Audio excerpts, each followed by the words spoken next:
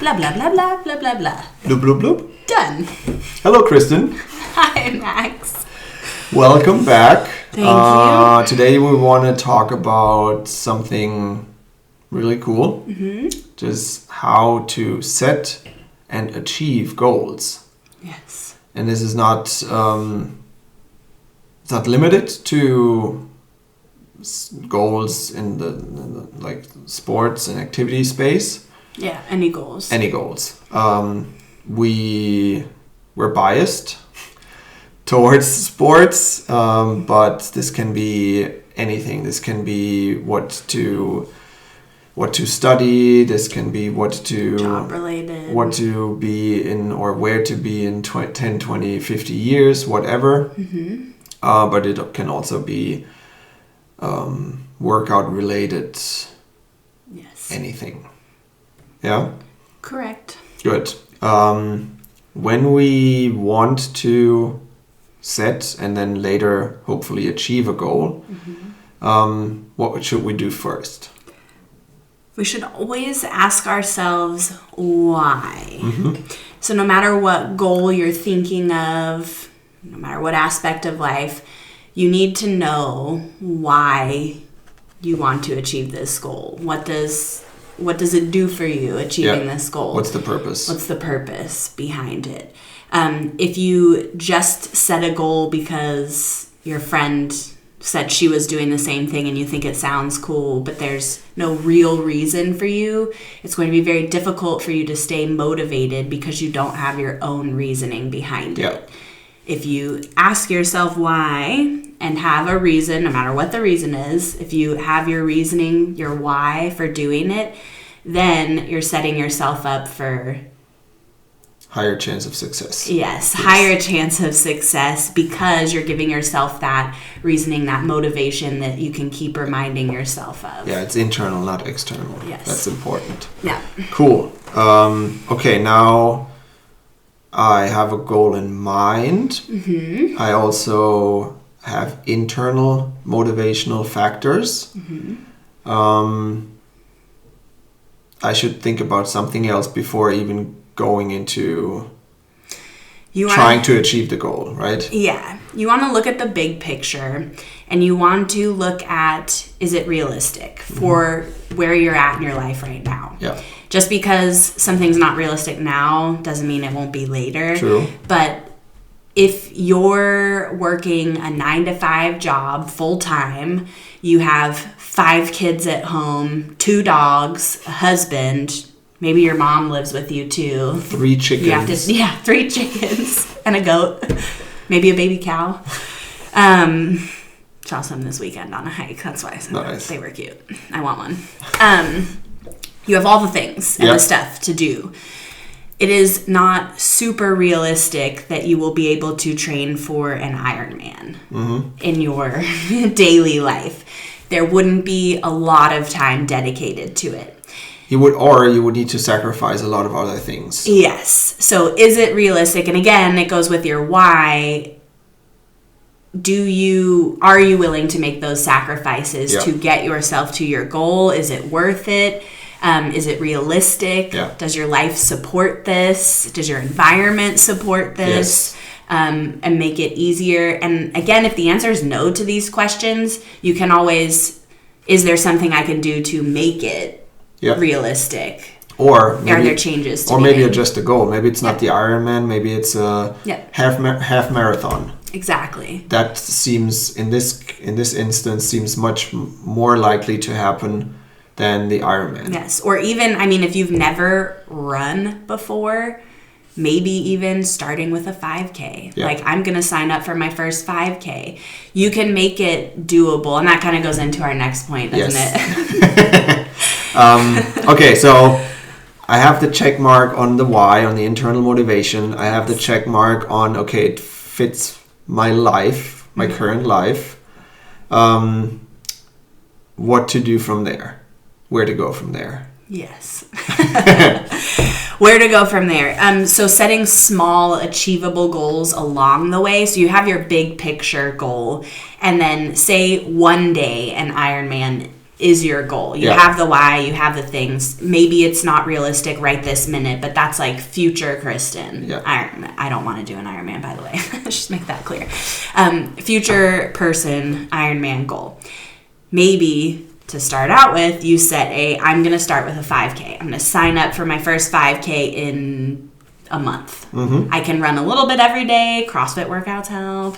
I can do the things and don't have to train too strictly. You don't have to take away much time from your other daily life stuff. You can train for that fairly low impact on the rest of your life and hit that 5K. Yeah. So just to sum that up, the Ironman is the 10,000 foot view. Yes. You can only see so many things when you're up there in the sky, and you can see the big picture goal, which is the Ironman somewhere in the future. And then you want to zoom in because you couldn't see, and it's also, I like the analogy because you shouldn't be able to see the steps, the ways you have to, the steps you have to take to get towards the Ironman. But then you zoom in, you don't see the Ironman goal anymore, but you see the steps, and along the way you see the streets, the routes that can take you towards the big picture goal. Correct. Yeah. And those 5Ks and then the 10Ks and then the half marathons and then the marathons, they all get you towards your big picture, but those are all also goals. You're missing two full disciplines. Whatever, I'm not a runner. Bike riding and swimming for the triathlon. Blah, blah, blah. Like I said, I don't want to do Ironman. Yeah, just checking. I have no desire to just be in the water that Just wanted to be sure we're on the same page. Everyone knows I'm not a runner and, just survive in the water. That's that. Yeah. Anyway, yes, there's steps along the way to take, and then those small achievable goals, when you achieve those smaller goals, it gets you re-motivated to hit the next bigger one. Yes. So internally, that also keeps you going, because if you just say, I'm going to do an Ironman, but don't do any of the lead up to it, it can seem unachievable. It won't work. Yeah, it's going to be very difficult. Or you're going to die. Either or. You're going to die. Okay, so small achievable goals, maybe daily, maybe weekly, maybe monthly. It also obviously always depends on the end goal. But that's creating those little milestones, and it always starts with the first step. Yeah, it does. Yeah. Climbing the highest mountain. How do you pronounce the highest? Mount Everest. Himalaya. Oh. Not the one in the United States. The highest mountain of the world. I don't know how you pronounce it. Anyways. I don't know what mountain it is. Thanks for making me look dumb.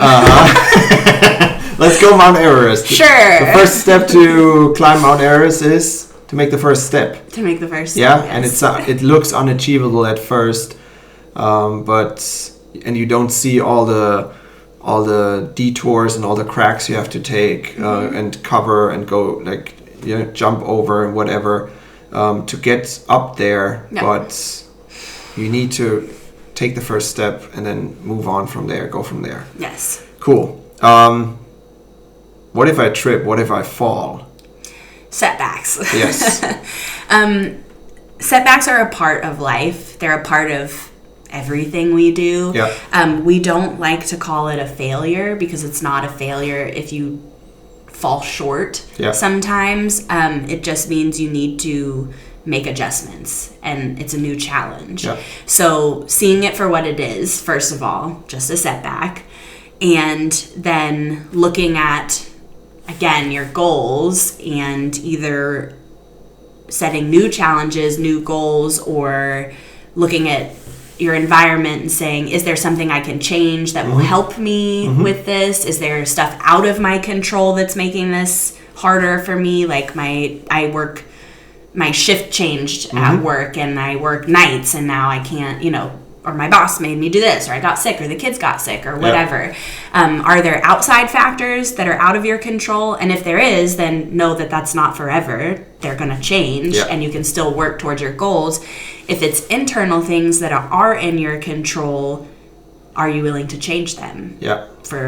towards your goal? If you're not, then cool. Maybe take a look at your goal and see what is in line with what you are willing to do. I was going to get at the reevaluating the big goal, the big picture goal.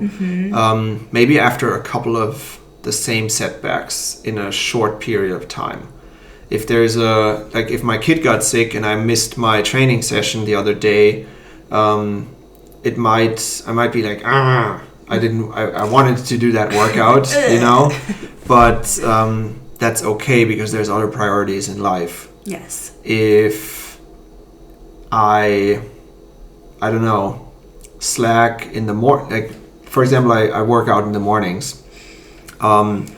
If I slack at home for multiple days in a row and miss my workout or don't get a good workout in because I miss my warm-up, whatever it is, I should maybe think about, do I still want to work out in the mornings? Like, why do I want to work out in the mornings? What does it give me? Where's my goal? Like, again, your why. Yes, exactly. Is your why still why you're doing this, or should you train in the afternoon? Exactly. Or mid-morning or whatever. Yeah.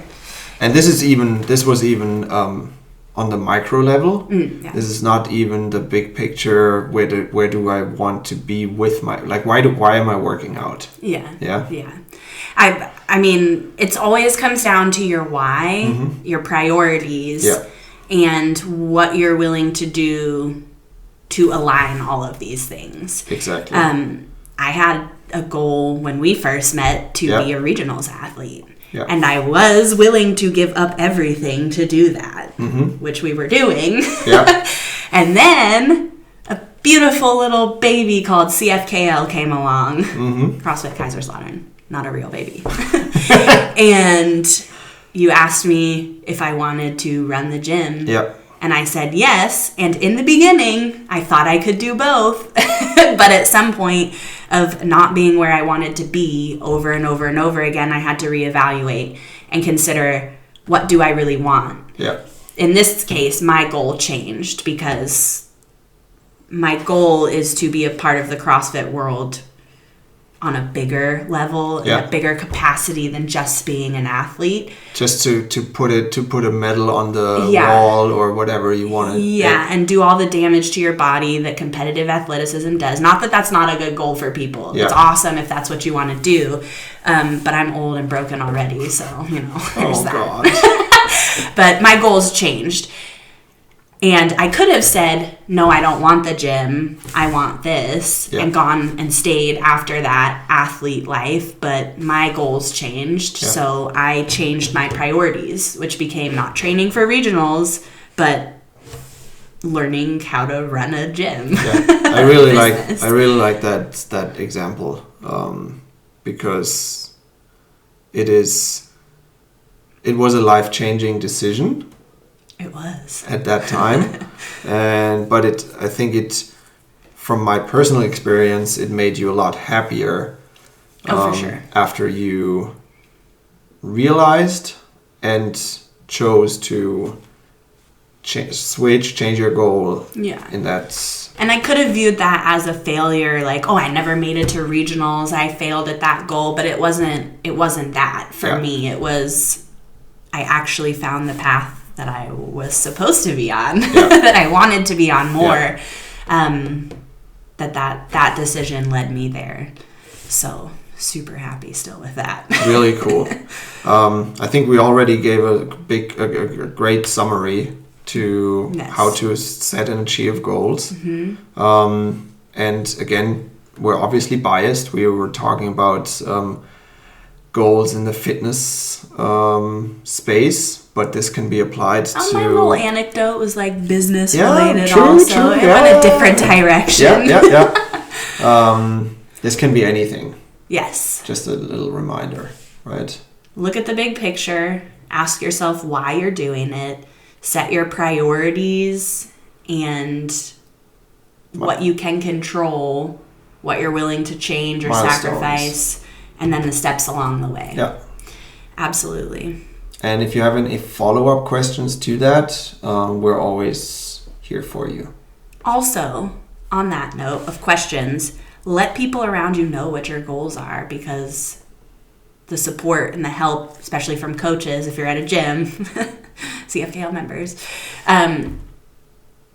it's helpful to have other people know so that they can help you in any capacity, whether it's just support, just saying good job or whatever. Yeah, or make you aware of other outside things happening. Yeah, and maybe not the right priorities, whatever. Yeah. Yes. That's really, really good point. So, if you want to let us know what your goals are or ask any other questions, leave it in the comments, send us an email. Don't forget to like and subscribe and share and follow and listen. See you next time. Bye. Cheers.